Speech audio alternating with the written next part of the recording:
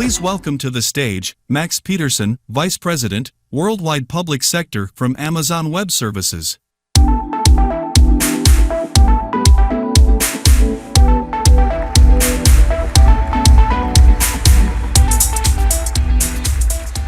How's everybody doing? Welcome. I'm incredibly excited to have everybody here today. The DC Summit is going to be an exciting two-day learning and networking and thinking big opportunity for everybody here.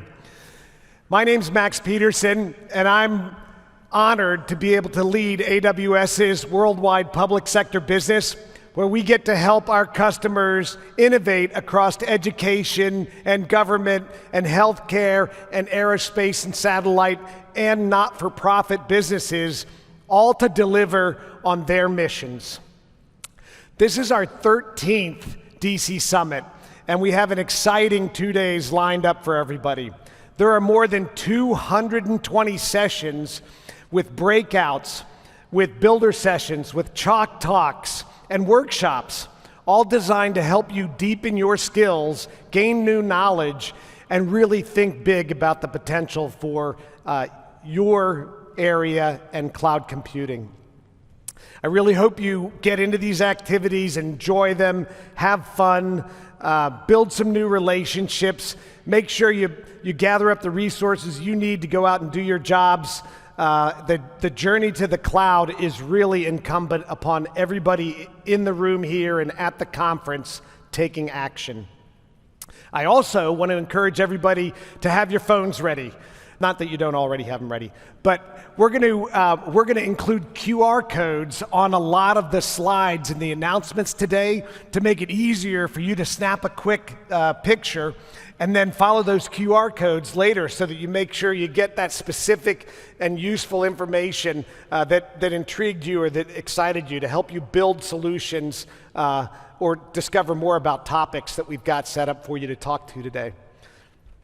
I want to start by thanking our sponsors that made this event possible.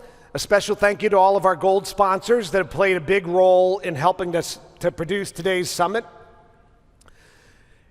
And then we also have a list of emerald, platinum, and gold sponsors as well. They've all gone above and beyond to be able to support the summit and to bring you really interesting, useful, and innovative solutions. And finally, I want to say thank you to our silver and our bronze and exhibitor sponsors for helping us make this summit today a reality. Make sure that you get the opportunity to go down to the expo hall. I was there earlier this morning. And make sure you get down to the expo hall, talk to the partners, see how they can help you on your journeys. There's a lot of really cool stuff down there too. So do get down to the expo hall. Well, I think you can probably tell I'm sort of thrilled to be able to be here today and speak to all of our customers in the public sector about the boundaries that you're pushing each and every day as you digitally transform your businesses. Over the next 60 minutes, I've got two customer speakers that are going to join us here and share their stories of how they're leveraging the cloud to get the speed, the agility, the security that they need to be able to deliver on their missions and be able to drive innovation to support better those constituents that they serve. Now, I've been working in the public sector for more than 3 decades. Sometimes I scare myself when I say that I've been doing that for 3 decades, but I continue to be inspired by the fact that our customers are every day out solving the complex problems presented by global challenges. They're driving a positive change with AWS, and we love that piece of our partnership. This includes things like storing and analyzing genomic data to find cures for major diseases, driving space advancements for real-time tracking to protect our planet, and modernizing critical government services to provide better citizen support, and so much more. Now, these are the types of efforts that result in long-term lasting impact, I believe, for generations to come. And throughout history, there have been countless actions and innovations that we've witnessed that transform the world around us, and they continue to shape the future. And I wanted to take a moment to reflect on a handful of them. When you think about medical research, Jonas Salk comes to mind. His team conducted extensive laboratory research and testing that led to the development of the first successful polio vaccine in 1955.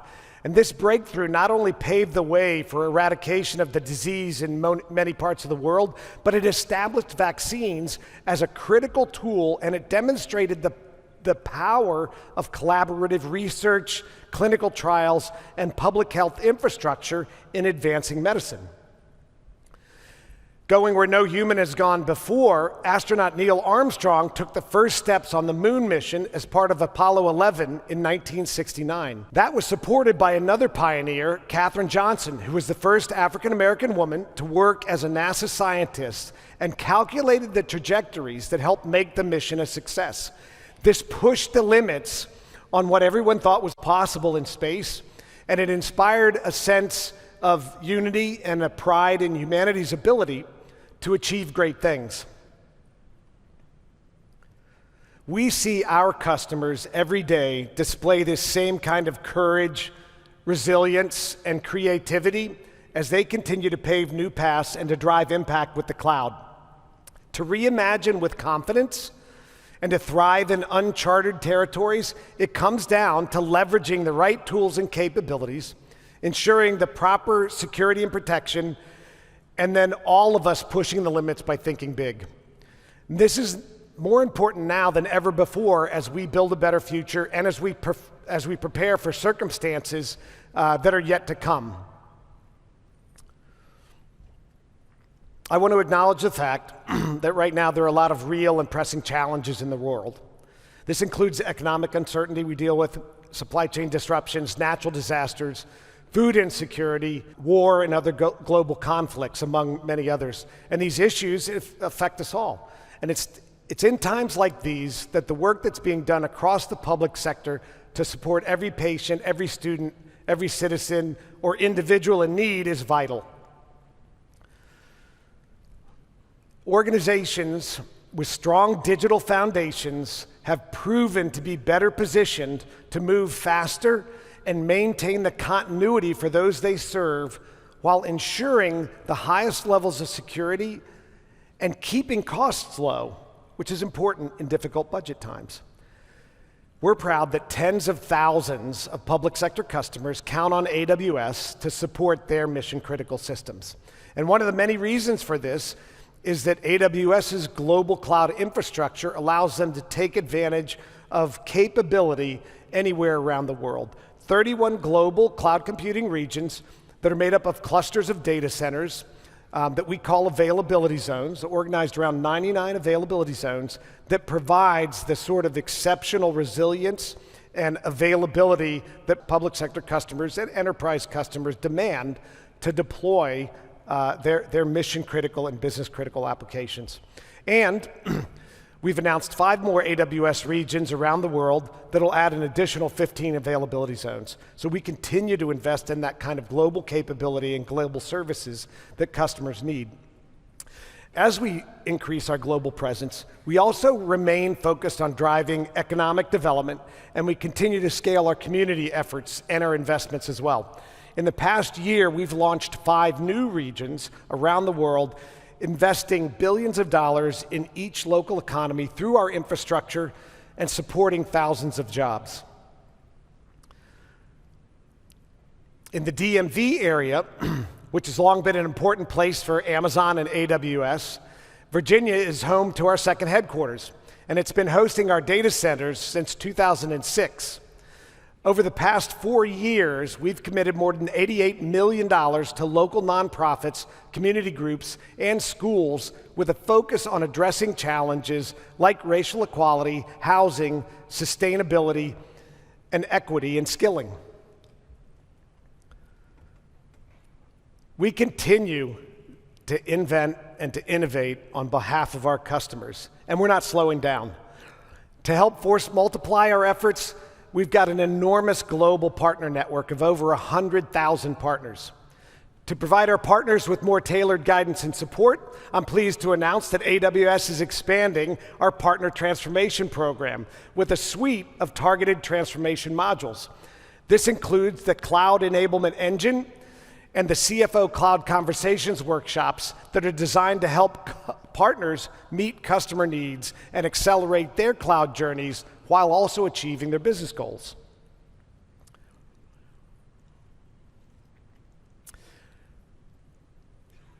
It's hard to plan in the current environment. And that's exactly why more and more customers are leveraging the cloud to get the sort of flexibility that they need so they can scale up and scale down and only pay for what they use. An example, UK Cancer Research, the world's largest independent funder of cancer research, migrated from a custom-built infrastructure to AWS and now can easily scale up to handle 800 transactions per second during their peak fundraising periods. By leveraging the cloud, they furthermore save the organization 94% in costs, so that more of the funds that they do secure go to the resources that are directly applied to research and tools to help us cure this pervasive disease. Moving IT workloads from on-premise data centers to AWS also has environmental benefits, and it can reduce energy consumption and the associated carbon emissions by nearly 80%. This will increase to up to 96% when AWS is fully 100% renewable powered, which Amazon is on the path to achieve by 2025, and we're already 85% of the way there. To make it easier for our customers to calculate and track their sustainability efforts with the cloud, AWS announced the Customer Carbon Footprint tool. This dashboard provides estimates of the carbon emissions that our customers have avoided by using AWS instead of the on-premise data centers, and it even helps them forecast how those numbers will improve over time based on their continued cloud migration.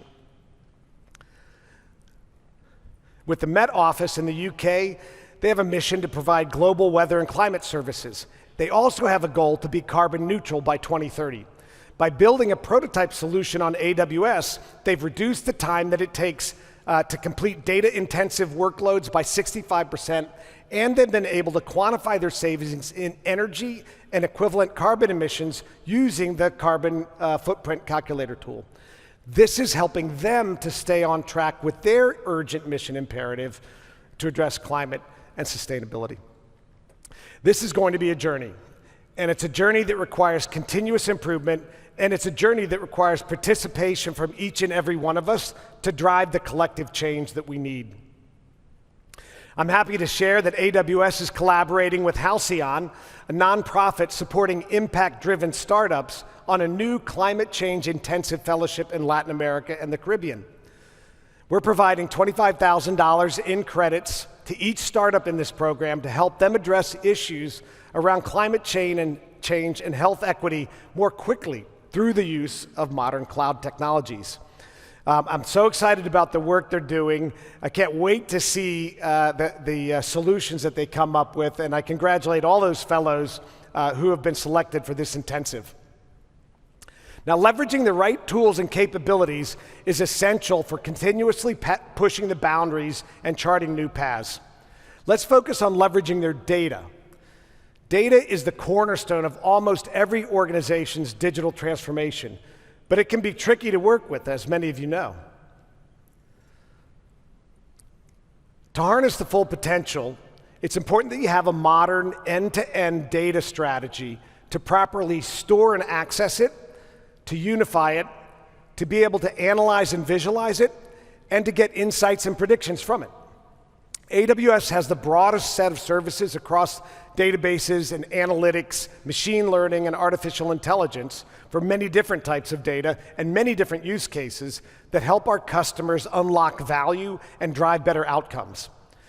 The ability to understand what's happening around you, that situational and awareness ability, to get the full picture positions you to move fast, move confidently, solve complex issues, and really go far as a pioneer in your areas. A coalition of AWS partners recently came together to build an integrated framework known as Project Argus. Project Argus allows vast amounts of data to be organized to deliver situational awareness in real time. This centralized solution is available today on the AWS Marketplace, and it allows users to choose from multiple different data sources, multiple different tools for analytics, and multiple different software integration capabilities. Project Argus collects and analyzes past and current space data and Earth data to provide this sort of real-time situational awareness of what's happening on land, at sea, in the air, all at any time, which enables better decisions by decision makers so that they can turn the data that they've got into actual actionable intelligence and help them identify opportunities to act in the future. The cloud's also helping scientists to power advancements in research through global collaboration, catalyzing breakthroughs in areas from climate change to human health. To hear more on this, I'm going to turn it over to our first speaker. Please welcome to the stage Ed Lein, Ph.D., Senior Investigator from the Allen Institute for Brain Science.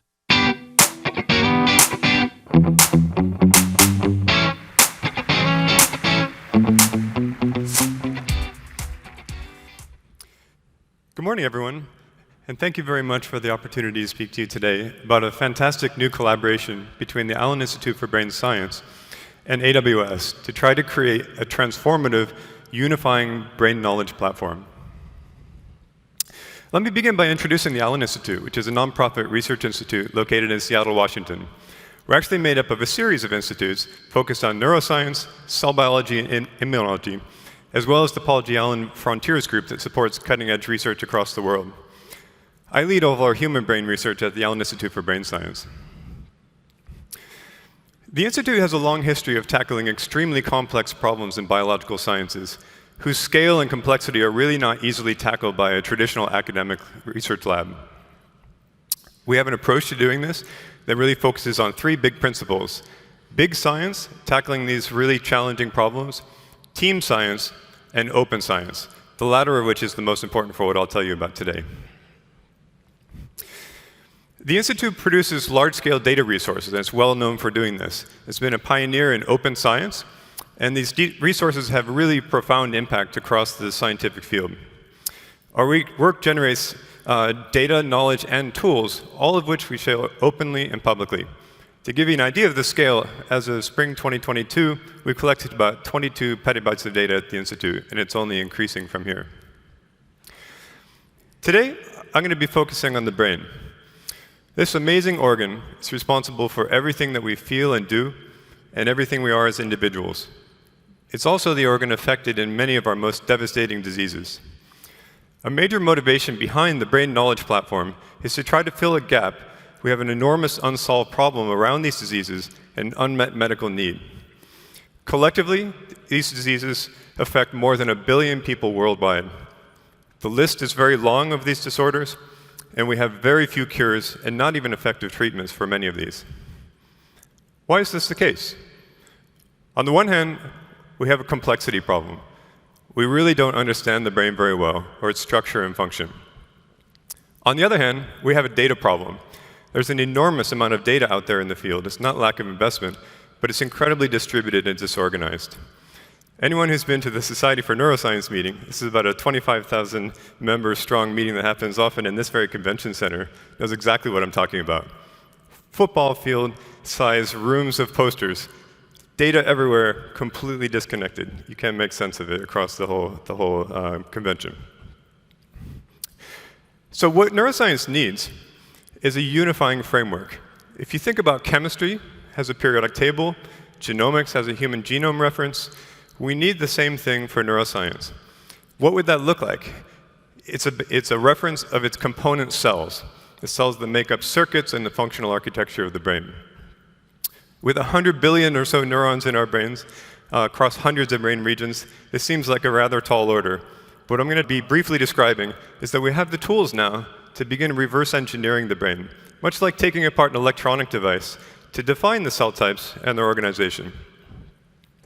What's made this possible is a transformative set of technologies that came from an unexpected source, at least for neuroscience, the field of genomics. These single-cell genomic methods allow one to measure all the genes being actively used in individual cells. This gives a genetic fingerprint of a cell, and you can group cells that have similar fingerprints into cell types. If you now apply this to complex brain tissues, you can get, for the first time, a complete definition of the set of cells that make up these structures. This approach has been dramatically accelerated with support from the National Institutes of Health through their Brain Initiative Cell Census Network and Cell Atlas Network that aim to create a complete census of cell types across the brain. There was a whole issue of Nature devoted to this topic on the first stage of this to look in one region of the brain that really established that this could work and that defining cells on the basis of their genes was meaningful for understanding cells from the basis of other properties of the cell, like their shape or their connectivity, for example. This approach has become so radically useful across biology that there are now efforts to try to map the cells in every organ in the body and to aggregate that for a whole human body map based on these molecular signatures. So due to the incredible scalability of these methods, with the support of the National Institutes of Health, we've been able to move to begin to create the first whole brain maps of the cells that make up the brain, both in human and also in model organisms for biomedical research, and most notably the laboratory mouse. In just a few years from the description of a single brain region, we've now created the first essentially complete maps of the entire mouse brain and a draft of the human brain that's now being expanded in greater detail. The results from this are truly remarkable. The brain has about 200 billion cells in it, and they come in an incredibly diverse range of types. They can be classified into about 5,000 types of cells. This is in the mouse. Presumably in the human it will be at least that complex. And we can define them, and now we can map their distributions across the brain as well to create really a reference of both the spatial organization and the types. This really is like the periodic table for the brain, and has revealed a dramatically higher complexity than we ever had access to before. For the tech crowd, it's also worth noting how different this is from a computational neural network for deep learning, for example, that uses essentially one type of unit. This is not how nature does it. It has many types of units. So why is this map useful? One reason it's so useful is because it can give us a brand new perspective on disease. For example, in a project that we run, funded by the National Institute on Aging, called the Seattle Alzheimer's Disease Brain Cell Atlas, or CAD, we're looking now, using these methods, to see what kinds of cells are vulnerable in disease, and to try to identify these earliest events in the disease when treatment may be possible. I want to give an example of what this looks like. In just one part of the neocortex, we can now look for changes that happen over the course of disease severity. We can look at this across this incredibly diverse set of cell populations now. In this one region, about 140 kinds of cells, whereas past studies might have been half a dozen. And what you can immediately see is that certain kinds of neurons are lost in disease, and certain kinds of non-neuronal cells increase or have states that are only seen in the disease. This is a very different way to think of disease, in particular Alzheimer's disease, which has been conventionally focused on deposition of rather nonspecific amyloid plaques, neurofibrillary tangles, that have not led to effective treatments for the disease. Now, if we zoom in just a little bit more at one of these types of vulnerable cell populations, those that make connections from one part of the cortex to another, we're beginning to aggregate information about their properties. We're starting to understand what they look like, how they function, what the consequence of their loss may be in disease. And you can imagine that these cells now become targets for therapies to prevent their degeneration. And it also highlights how an increasingly rich understanding of these cells will guide new treatments. This same approach will work for any brain disease, or for that matter, any other disease. Okay, so with this emerging high-resolution map, we suddenly have an amazing opportunity to try to dramatically advance the field by aggregating information around these foundational elements in their organization. Enter the Brain Knowledge Platform, which is an ambitious effort to try to create one of the largest and most complete knowledge stores and sources of truth in neuroscience. In principle, now that we understand the elements, we can integrate information across neuroscience, genomics, medicine, from basic research to neuroimaging data to clinical data. If we could do this, imagine the impact on the field. We could unify disparate parts of the field that can't talk to one another at the moment. We could accelerate our understanding of brain function as well as new approaches for treating diseases. However, this creates significant technology challenges to transform this vision into reality. And this is where we move out of the realm of science and into the realm of technology, and the need for us to partner with AWS as leaders in this space. On the one hand, we have a challenge of data management. Already, I mentioned we have petabytes of data. This is going to grow to exabytes in the future of many different types that need to be integrated. The second challenge is moving beyond data to extraction of knowledge that's meaningful to researchers and clinicians. And then finally, we have challenges in making these data and knowledge accessible to the community. Our goal is to democratize data access and allow anyone to openly and freely explore the data. So partnering with AWS allows the Brain Knowledge Platform to harness the power of their cutting-edge technologies. It leverages scalable cloud storage, advanced computing capabilities, databasing, machine learning, graph analysis, and generative AI. This integrated framework presents the opportunity to revolutionize the way we explore and we discover scientific and medical knowledge. So while this is really in its early phases now, the goal of the Brain Knowledge Platform is to transform this fragmented landscape of neuroscience information into a unified ecosystem. By consolidating this vast amounts of information from diverse sources, we can create a centralized hub of knowledge that's accessible to researchers, scientists, healthcare professionals. The platform will offer a unified portal to search for advanced search and discovery. Machine learning algorithms will let users easily navigate through this and begin to connect the dots across these disparate types of data. And finally, intelligent search capabilities will allow users to pinpoint relevant information and accelerate the pace of their own data, with future goals to incorporate generative AI into this process. So in closing, we hope the Allen Institute and AWS will change the way we understand the brain. We're extremely enthusiastic about this collaboration and thankful for AWS for bringing the technology solutions to this grand challenge. And with that, thank you very much for your attention.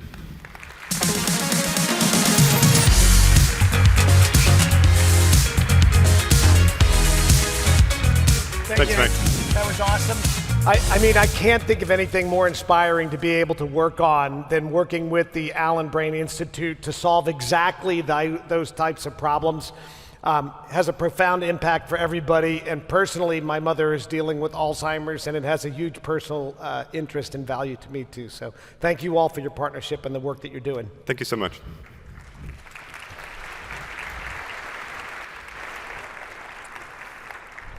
To make it easier to conduct research with the cloud, we launched Amazon Lightsail for Research in 13 regions around the world just earlier this year.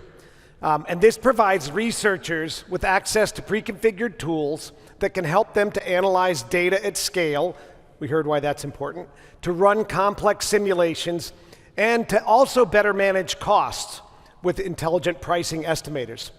We're also seeing our customers do a lot with the cloud to study and examine biological data that helps improve health and drug effectiveness. We launched Amazon Omics last year, which makes it easier to store, query, analyze genomic and transcriptomic and other types of omics data to drive deeper insights. Amazon Omics lets organizations use custom workflow definitions and tools and run scientific analysis in just a few clicks to get patient-level insights. In support of Israel's vision of personalized medicine, the Israeli government developed its national genomic project called CEPHAS, and AWS is honored to be able to help them drive this mission forward as their sole cloud provider. The project includes building a trusted genomic clinical database that'll generate sequencing data from more than 500,000 individuals that importantly is pulled over a 30-year period of electronic health records, or EHRs. This is going to be incredible in terms of helping increase research collaboration and then ultimately contribute to medical breakthroughs. AWS offers customers more than 130 HIPAA-eligible services to help customers improve both clinical and operational efficiency, to develop personalized treatments, and to even predict healthcare events. Data can be centrally aggregated with the Amazon Health Lake And then our analytics offerings integrated with Health Lake help customers to quickly query and derive insights from multimodal health data at scale, both at the individual or population levels. Today, I'm excited to announce the recent addition of 3 new Amazon Health Lake capabilities that'll help customers to meet access rights and rules from the Office of the National Coordinator for Health Information Technology and from the Centers for Medicare and Medicaid Services. Launching in preview, Amazon Health Lake now supports sustainable medical application reusable technologies on fast healthcare interoperability resources. Whew. I am so glad that they make it easier by just calling it Smart on Fire. So I'm going to stick with Smart on Fire.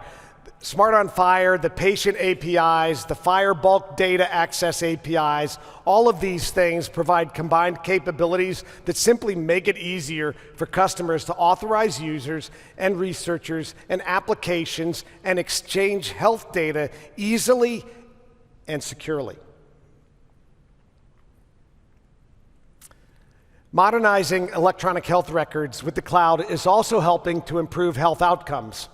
Epic is a global leader in EHR software and a critical application used by healthcare organizations. Those that are using Epic on AWS are also able to integrate all of their medical records and data into a central, secure environment that helps to improve efficiency while also keeping patient data private and secure.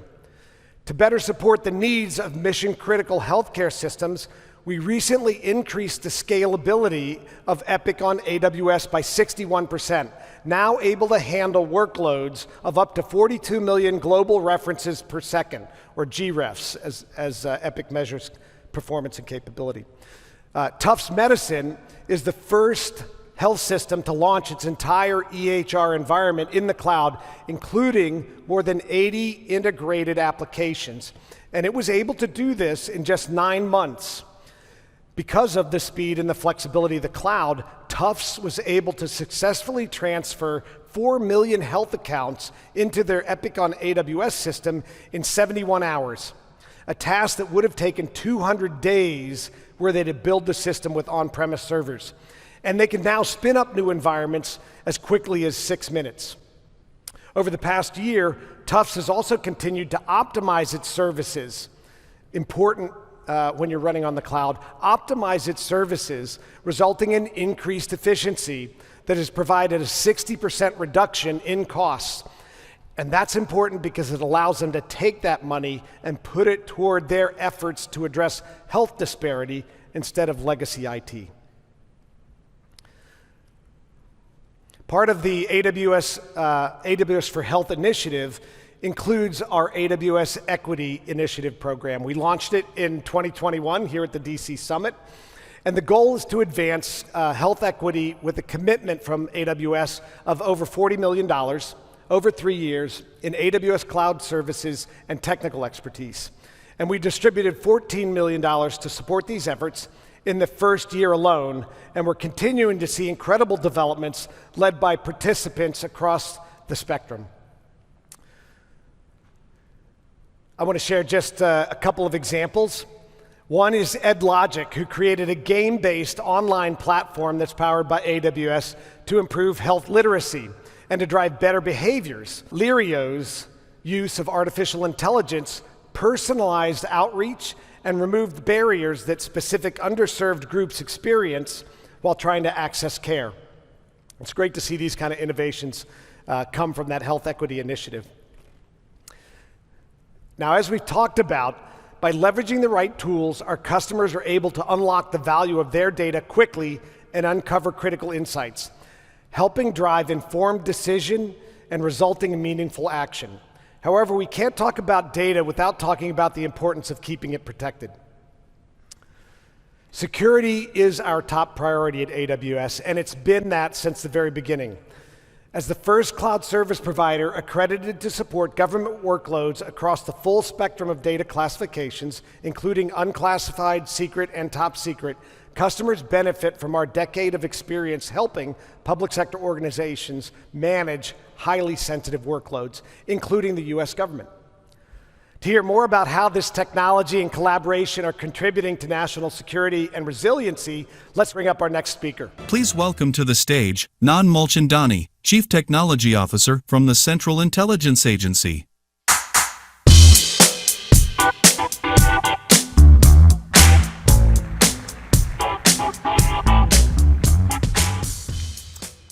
Hello, everyone. My name is Nand Mulchandani, and I'm the Chief Technology Officer at Central Intelligence Agency. We have a unique, global, 24/7 mission to protect the national security of the United States. We're both a human intelligence organization as well as one focused on foreign threats. The first and obviously most important part of our organization are our people. We employ domain experts in every field, including technology, of course. And as the nation's first line of defense, we're prepared to deal with problems anywhere and anytime across the world. So the first question that you may ask is, what is the CTO of CIA doing at an immensely popular technology conference? Well, as we know now, national security and economic security are intimately tied together. And at the heart of economic security is the health of our technology innovation ecosystem. Technology and technology innovation are so important to the nation and to it is actually now the battlefield for global power competition. And leading in this domain is a national priority, and of course the CIA is fully engaged in supporting these national efforts. The theme for today is making the world a better place. A better place is a place where open markets and a level playing field actually matter, and that the people with the best ideas and the best work ideas win. As a former technology entrepreneur myself, I actually benefit from an environment where I can focus on building incredible products and focusing on happy customers. But unfortunately, in this new era of competition, global competition, open markets and level playing fields aren't there anymore to some extent.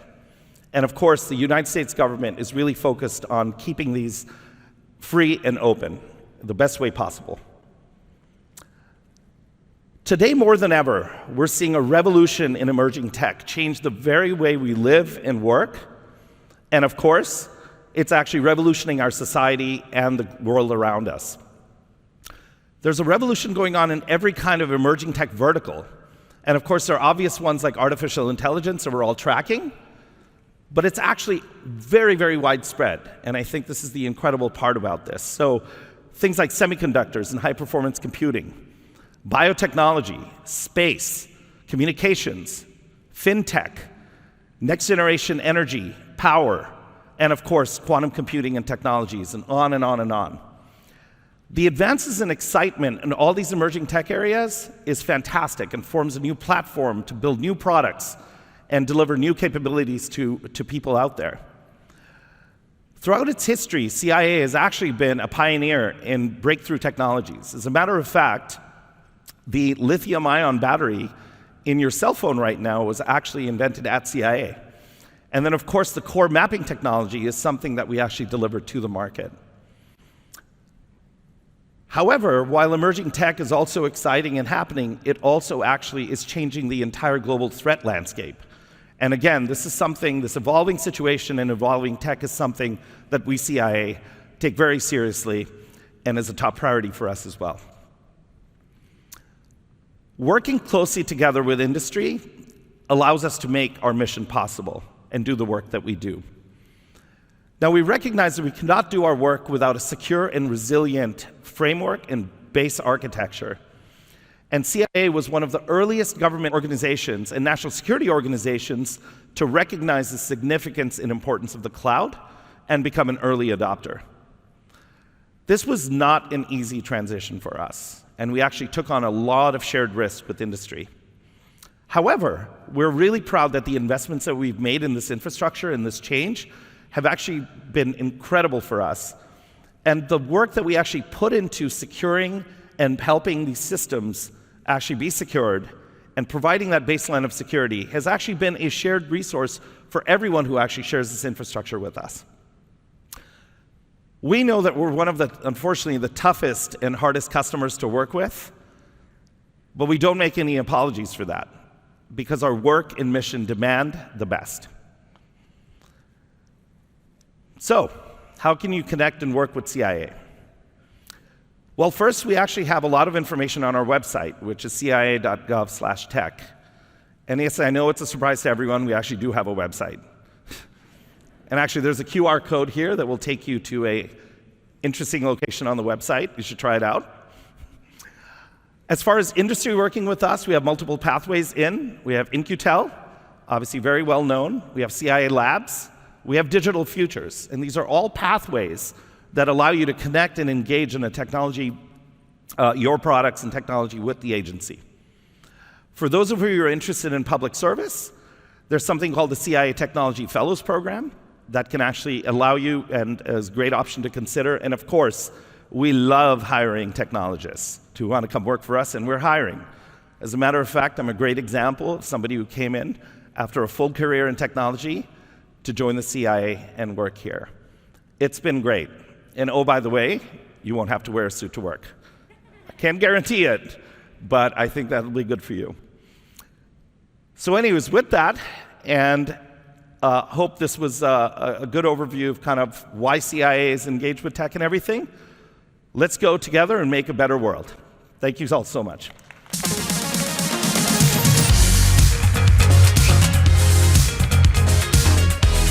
Thank you, Nand. That was really inspirational. I think you were spot on. I mean, we've truly enjoyed the partnership, the technology, and the things that we worked on, but the thing that powers it and makes it different is teamwork. And so being able to work every day to advance the mission is what it's all about. Well, thank you so much. Thanks Max. again. I hope Thanks you get lots of people go to your website. Yes, I could see the phones out. It's great. Thank you. Yeah, give him one more round of applause. Thanks, Nand. Our defense and national security customers entrust AWS with the type of critical operations as we all continue to pave new paths to the cloud. And AWS is honored to have been selected by the U.S. Department of Defense for the Joint Warfighting Cloud Capability, or JWCC contract. This provides the DoD with the opportunity to acquire cloud services and capabilities from cloud service providers and be able to do that across all security domains, all classification levels, for the enterprise all the way out to the tactical edge. All this is important because it helps to deliver on the critical mission that our armed services do. This is also key to enabling on-the-ground critical warfighter capabilities, using techniques like the Joint All-Domain Command and Control, or JADC2, or the DoD Artificial Intelligence and Data Acceleration Initiative.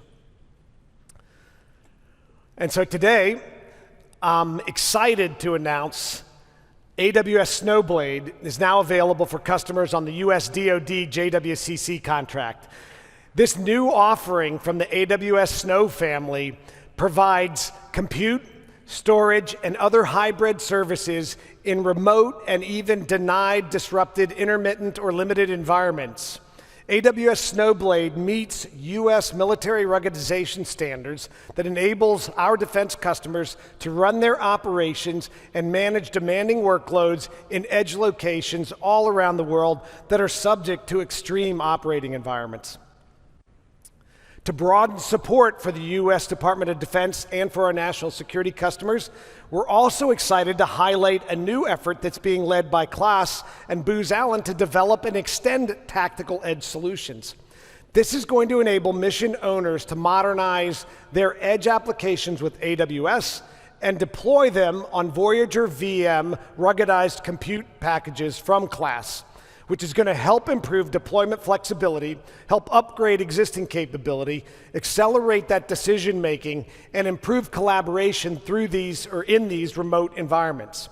We're so excited about this update because it demonstrates the kind of edge innovation that our partners are helping to bring to our customers. Earlier this year, we also announced the availability of the AWS Modular Data Center. This is available to DoD customers under the JWCC contract, and this self-contained cloud solution allows our customers to deploy compute and storage capabilities fast in support of large-scale workloads wherever they need them, and instead of having to build data centers from the ground up in an infrastructure-limited environment. And this is one of the things that I got a chance to stop by and see this morning. So I encourage you, if you get a chance, stop by the exhibit hall and see the hybrid cloud, the edge computing, and the mobile data center solutions. You'll be able to get a tour, hopefully, or at least a 3D demo if you stop by. Now, it's important to know for our customers that they can achieve and maintain continuous insight and control over the cloud. Our Landing Zone Accelerator on AWS is an open source solution that helps customers automate and orchestrate foundational AWS services so they can accelerate customer compliance in highly regulated environments. To keep providing guidance to our customers, we've added Trusted Secure Enclave Sensitive Edition to help our global national security, defense, and law enforcement customers establish and maintain and operate secure cloud configurations to get the outcomes that they need on the cloud. Governments have also innovated quickly during critical times of need to maintain continuity for those they serve, and it's been incredible to see all of the ways that they keep adapting to be able to scale up their services, to be able to meet new expectations, and to deliver on the needs that we have from citizens to students to healthcare to science and research. Over the past 5 years, AWS has worked with local governments, national governments, state governments across Latin America and Canada to help power more than 20 election processes to ensure that they remain fair, transparent, and secure. This has had the benefit of delivering democracy for over 300 million citizens. It's included the first and the second round of voting in Brazil's most recent presidential election, where a record 124 million Brazilians voted. The first round hit a peak of 1.5 million requests per second with 0 security incidents. We've also been honored to work alongside the Ukrainian government to keep critical services operating and applications secure since Russia's invasion. The Ukrainian government has established a strong foundation with their cloud applications as they rebuild for the future, and they aim to have 100% of their services available on the digitally enabled DIA platform, known as Ukraine's State in a Smartphone. Today, more than half of adult Ukrainians currently are accessing over 100 public services on DIA, the portal, and the app. As you can see from a lot of the examples I've shared today, our customers have proven to be relentless, innovative, imaginative. They're thinking big. To reimagine what's possible and to drive this type of long-lasting impact, you need to be willing to push the limits. And cloud allows you to innovate faster by being able to launch new solutions, test them, iterate quickly, all while removing the risks and constraints that you have in your legacy environment. This gives you the freedom to try bolder and better things. Now, AWS and Amazon have more than 20 years of experience in artificial intelligence and machine learning. In fact, many of the capabilities that customers use today demonstrate that. If you've gone on Amazon and experienced a personalized e-commerce experience, if you've walked into an Amazon Go store and seen the computer vision technology that lets you walk in and just walk out, or if you've maybe interacted with Alexa, all of these things are driven by machine learning. And we've been able, through these efforts, to help democratize machine learning so that it's more accessible to anyone who wants to use it today. In fact, over 100,000 customers of all sizes and industries are using AWS machine learning to transform their organizations and their missions. I'm excited to be able to talk about the Technology Innovation Institute, or TII. It's the applied research pillar of Abu Dhabi's Advanced Technology Research Council, and they have a focus on innovating and then taking that from the lab to the market. They recently launched the Falcon 40B LLM, a large language model with 40 billion parameters trained on 1 trillion tokens on Amazon SageMaker. This achieved record-breaking training speeds at 173 trillion mathematical operations per second on each graphics processing unit, or GPU, that it uses. This is important because it helps improve the overall productivity by combining multiple capabilities into one command and then allowing complex tasks to be accomplished more quickly. I want to congratulate TII for their recent recognition as the top-ranked open source model on the Hugging Face Open LLM leaderboard. And importantly, for customers that think you need to develop your own foundation models, SageMaker is available right now in AWS GovCloud to work with all of your sensitive information. Now, there continues to be a lot of exciting developments in large language models and generative AI. You may have heard about generative AI. Yeah, a couple folks. Okay, good. Well, AWS has taken the same approach to democratizing generative AI that we've taken to machine learning and AI in general. And that's why we're thrilled to be able to recently announce several new innovations that'll make it easier and more practical for customers to use generative AI. One of those innovations is Amazon Bedrock. It's a new service that allows customers to quickly build and scale generative AI applications easily and securely. It enables our customers to find the right model based on what they're looking to get done, to privately make customizations using their own data, which they retain full control of, and to deploy those applications fast without having to manage the underlying infrastructure. Another example is Amazon Code Whisperer, which automatically determines the cloud services and code libraries best suited for a task and then recommends a code snippet, helps detect and remediate hard-to-find vulnerabilities, and it does this all in real time. This enables customers to be able to develop code faster and more efficiently, improving productivity by up to 30%. Unlike traditional autocomplete types of tools, Code Whisperer can generate multiple lines of code or even entire functions. And it supports over 15 different programming languages. And best of all, for anybody here who's developing code, the individual tier is free. So you should get out and try it today. The enterprise tier is something that every customer should look at as well. So try Code Whisperer today in one of our jam sessions that are taking place over in the training and certification booth. If you're interested, excited, and you want to move faster and be more productive, that's a great couple of minutes to spend over there. To help our public sector organizations advance their generative AI capabilities, we're also providing an AI/ML experience-based accelerator offering. This provides the opportunity for customers to work closely with our AWS team over a sprint period of 8 to 12 weeks. And during this time, we focus on implementing the best practices and solving problems together. You heard Nand talk about teamwork. In this interactive setting, we help you to build models for things like creating more engaging conversational citizen experiences, or for assisting students to find resources for their coursework more easily. This allows our customers to really get the full support needed to deliver results faster and more efficiently. And to meet our EBA team, please join us and stop by the exhibit area to the Mission Solutions booth. Another exciting area that's driving rapid advancements and helping to solve complex global problems includes large-scale simulation. We recently launched AWS SimSpace Weaver.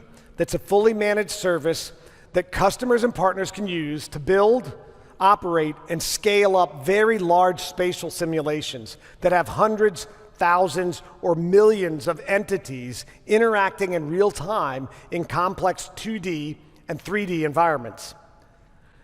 And today, I'm excited to announce that SimSpace Weaver is available in the AWS GovCloud region, US East and US West, that enables our customers that have sensitive workloads or regulated workloads to now do digital simulation in the cloud and meet all of the US federal, state, and local security and compliance requirements.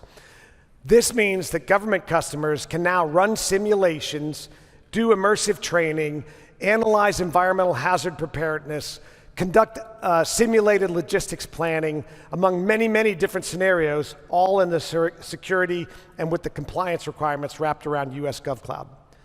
Now, simulations have been commonly used to model urban cities and to help with things that would be too expensive or too time-consuming or too dangerous or sometimes just impossible to build and test live. This has great applications for everybody in the public sector. For anybody who is driving down to DC today, this can help you improve and optimize traffic flows. For anybody who's had a challenge in a period of natural disaster, this can help urban planners prepare for and analyze and create better emergency response plans. That's why this is important. The island of Naxos, Greece, is driving a smart island initiative that's instrumenting their infrastructure, such as the energy grid and the local marina, with an Internet of Things smart management system that runs on AWS. This information gets created and then is made accessible through visualizations that range from dashboards to fully functioning digital twins. And this allows that real-time monitoring and scenario analysis. These projects are being built on the global industry standard open source FiWare framework using cloud computing that enables interoperability with one click. And we heard about data strategy and how you need that to prevent these silos.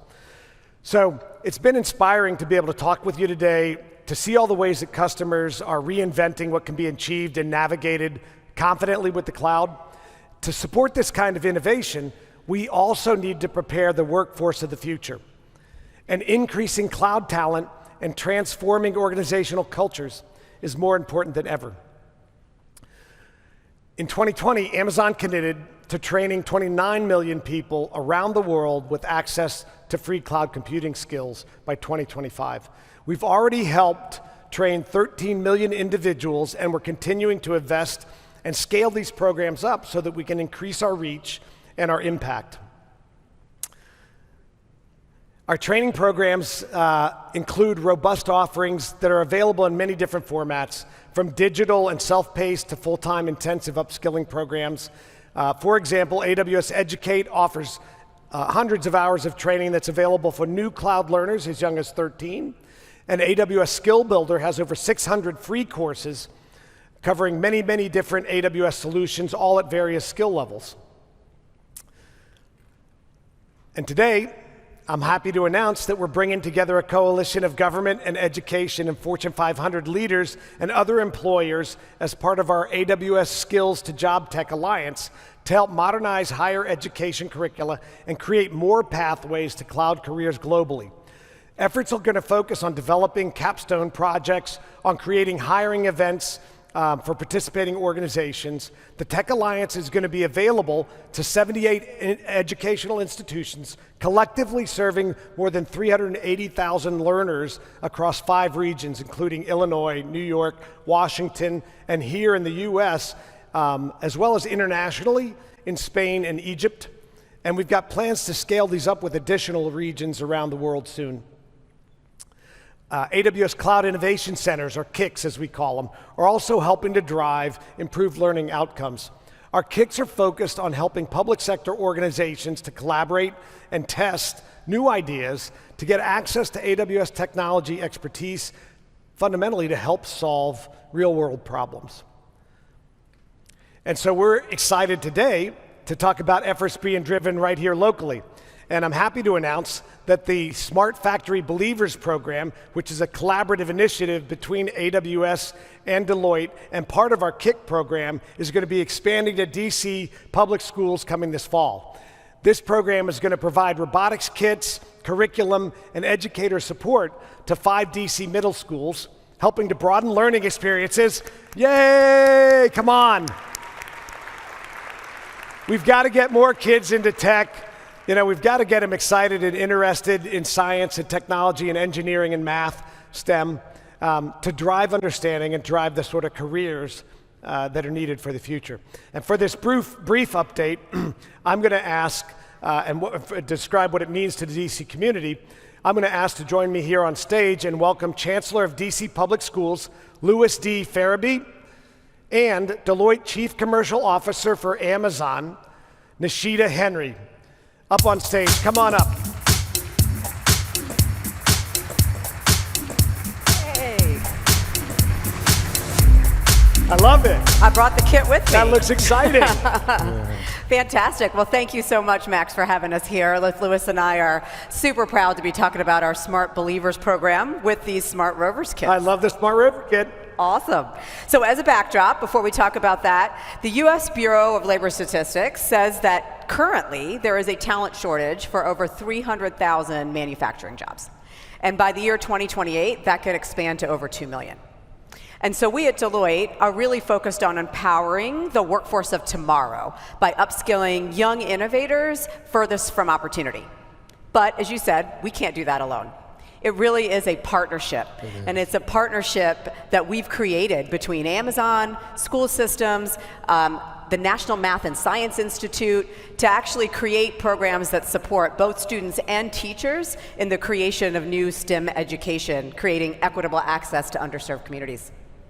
And so I'm really proud to say that since 2022, just last year, we've impacted over 3,700 students and teachers. And in fact, in the Wayne Westland School District outside of Detroit, they formed a new robotics team using these smart kits that actually made it to the National Robotics Championship as Rookie of the Year. All right, Yeah. Rookie of the Year. You gotta like that. All right, there we go. We've got a tall challenge here in DC now. Excited to partner with DC next. Thank you. Thank you. So I heard the applause when we were talking about schools, and I love to hear that. It's great to be with you today to discuss how we are collectively inspiring and building future leaders in STEM. As the Chancellor for DC Public Schools, I know firsthand to achieve excellence in our 116 schools, it requires a village, a collective effort. And that's why it's so important to have trusted partners such as Amazon and Deloitte to be in this journey with us to ensure our schools and our students experience success.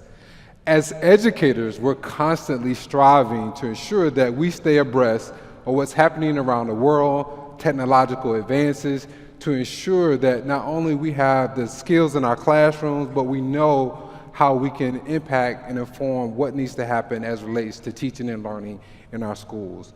And so that's why we're so excited to have initiatives such as our Smart Factory Believers program, which allows our educators to gain critical skills and to inspire them and empower them, but also to provide critical resources for our students. And for me, I think about our schools having the ability to visit Amazon warehouses and fulfillment centers where they get to see firsthand what's happening around them, but also it complements what students are learning in the classroom to ensure that our students are experiencing what we call cornerstones or experiential learning.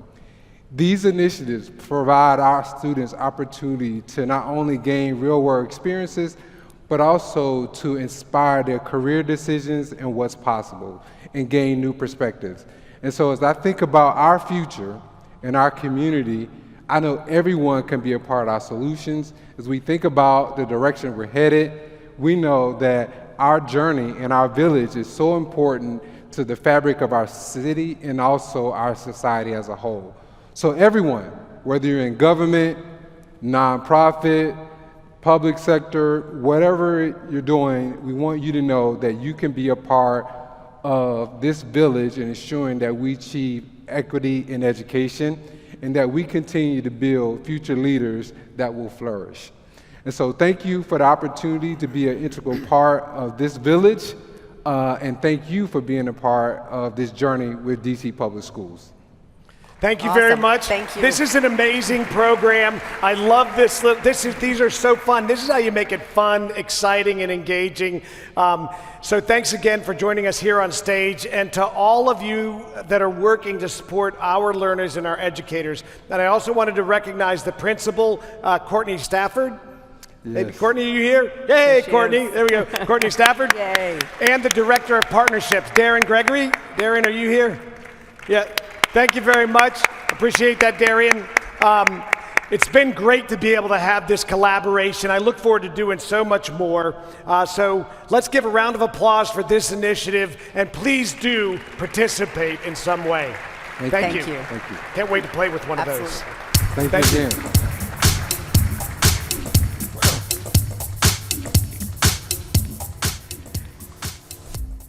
Well, in closing, I wanted to whip out a pair of sunglasses because the future is really so bright in so many different ways to see all of the things that our public sector customers are doing to imagine and invent together. Unfortunately, they told me I couldn't do that. But nonetheless, we're committed to continuing to help you power invention, innovation, and deliver on the needs of your organizations as we all work through these uncharted territories ahead. And we want you to be able to do it with the sort of confidence and inspiration that's necessary to thrive in any situation.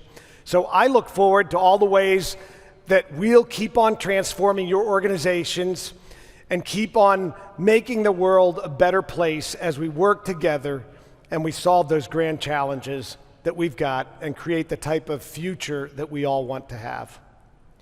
And so, on behalf of all of the folks from Amazon and all of our partners and all of our great customers, I want to be able to send you on your way and enjoy the rest of the summit.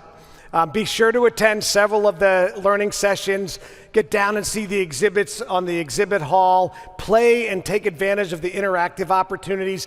Get your hands on these learning opportunities that have been lined up here today. Really take advantage of everything that's there for you.